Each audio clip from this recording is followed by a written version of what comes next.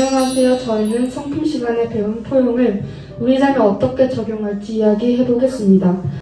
제가 생각한 포용은 누군가를 감싸주고 존중하며 인정하는 것이라고 생각합니다. 매사에 포용해도 안 되지만 웬만하면 포용해야 한다는 입장입니다. 제가 생각한 포용해야 할 예는 다른 사람의 의견입니다. 만약 이 의견에 동의가 안 되더라도 경청하며 그 사람의 말을 끊지 않아야 합니다. 포용해야 하지 말아야 할 예는 하나님의 말씀에 어긋는 행동입니다. 하나님의 말씀에 어긋난 행동은 그 자체가 죄이므로 우리는 죄를 멸시해야 합니다. 그러므로 저희는 포용하지 말아야 합니다. 또 저는 포용과 비슷한 것을 생각해 보았습니다. 제 잘못을 회개하는 것입니다. 제 잘못을 인정하는 것과 용서받는 것이 포용과 비슷하다고 생각해 봤습니다.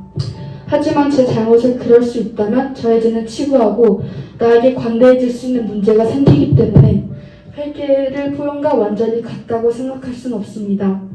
마지막으로 제가 경청하지 못해서 누군가의 의견을 포용할지 모를 때가 있는데 그럴 때 남의 말을 끊지 않고 그 사람의 차례를 기다려주는 것을 적용하겠습니다.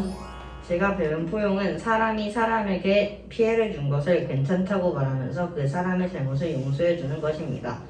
그래서 그 사람의 잘못을 용서해야 됩니다. 그래서 포용은 그 사람의 잘못을 용서하는 것입니다. 여기서 주의할 점은 포용해야 할 것과 하지 말아야 할 것이 있는데 포용하지 말아야 할 것은 폭력, 이기적인 생각, 하나님의 말씀에 위배되는 말, 행동 모두입니다. 그래서 제가 정한 포용의 결심은 평소에 다른 사람이 잘못을 하면 충고를 많이 해주는데 그때 그 마음가짐이 그 사람의 잘못을 용서하는 것보다는 그 사람의 잘못을 탓하는 마음이어서 앞으로는 신중히 생각해서 다른 사람을 탓하는 마음가짐 말고 용서해야 되겠다고 생각했습니다. 더불어 다른 사람을 존중하고 이해해야 되겠다고 생각했습니다. 제가 생각하는 포용이란 온유하고 용서하고 배려하는 것입니다. 포용하는 사람은 심하게 성내지 않습니다. 주변에서 갈등이 생겨도 무작정 화내지 않고 잘 알아보며 이해합니다. 여러분은 형제 자매나 친구와의 사이에서 다툼이 벌어질 때 심하게 화냈던 일이 있나요?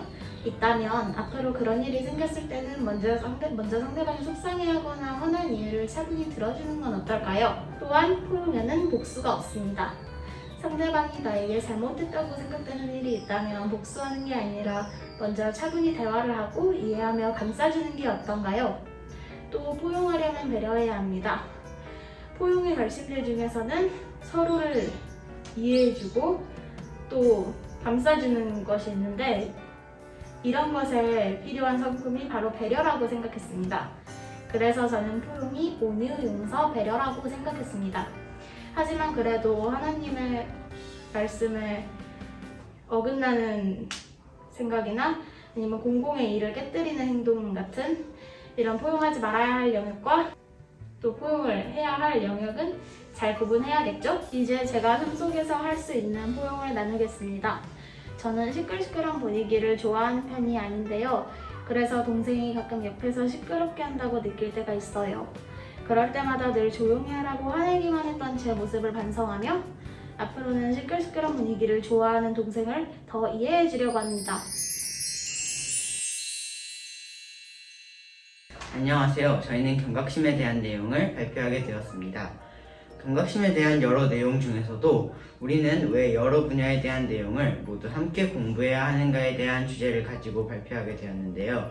이 주제가 나오게 된 이유는 내가 좋아하는 내용만 공부하는 것은 여러 가지 상황에 대하여 대비하지 않으며 경각심을 가지지 않는 행동이라고 배웠기 때문입니다. 지금부터는 왜 여러 가지 내용을 공부해야 하는가에 대한 저의 의견을 말씀드리도록 하겠습니다.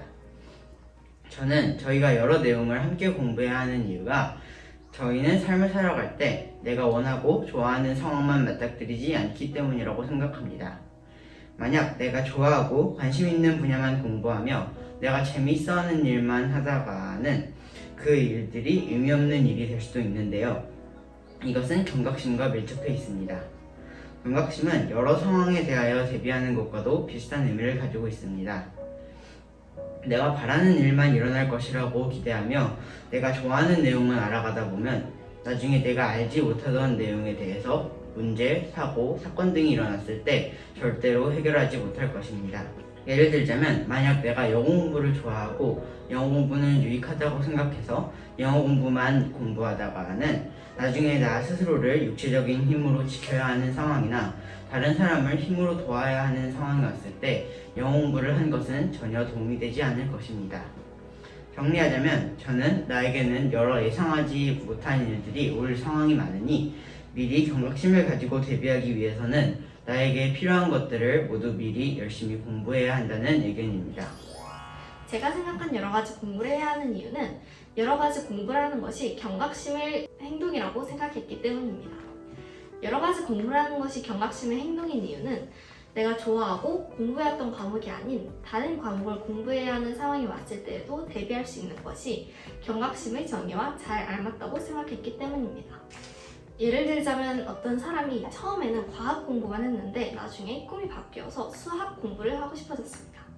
하지만 지금까지 과학 공부만 하고 수학이나 다른 과목을 전혀 공부하지 않았기 때문에 수학 공부를 하고 싶다는 그 꿈을 이룰 수 없는 것이죠. 하지만 만약 처음에 과학뿐만이 아니라 다른 과목과 수학을 공부했다면 꿈이 수학이 아니라 다른 과목으로 바뀌었을지라도 그 꿈을 이룰 수 있었겠죠. 그래서 저는 경각심을 실천하기 위해 모든 과목의 수업을 열심히 경청하며 듣도록 하겠습니다. 저는 공부에 대해 경각심을 가져야 한다고 생각합니다. 이유는 한 과목에서 여러 과목으로 뻗어나갈 수 있기 때문입니다. 예를 들어 제가 파닉스를 배울 때 그래마를 안 배우고 파닉스만 배웠을 때는 제가 찾은 단어들이 어떻게 쓰이고 어디에 들어가는지 잘 몰랐습니다. 하지만 다시 그래마를 배우며 subject, adverb, adjective 등을 알게 되면서 그걸로 저는 문장을 이해하는 데 조금 더 도움이 되었습니다. 그래서 한 과목이 아닌 여러 과목들이 우리에게 불가피한 상황들을 잘 대처해 나갈 수 있는 도구가 된다는 걸 깨달았습니다. 그래서 저는 반찬을 골고루 먹어야 영양가가 있듯이 과목도 골고루 공부하면 우리는 건강하게 여러 어려운 상황을 잘 지나갈 수 있을 것입니다. 관심이 없는 분야는 그 방법으로 세상을 살지 않을 것이니 공부를 하지 않아도 된다고 생각하십니까? 자신이 원하는 방식으로 살아가고 다른 분야의 문제는 만나지 않을 것이라고 생각하십니까? 결론부터 말씀드리자면 저는 아니라고 생각합니다. 우선 첫 번째로 우리는 하나님이 주신 역할이 무엇인지 모릅니다. 우리는 크리스천, 즉 기독교인으로서 하나님으로부터 받은 세상에서의 역할이 반드시 하나씩은 존재합니다. 하지만 우리 학생들은 아직 하나님이 주신 역할을 모릅니다.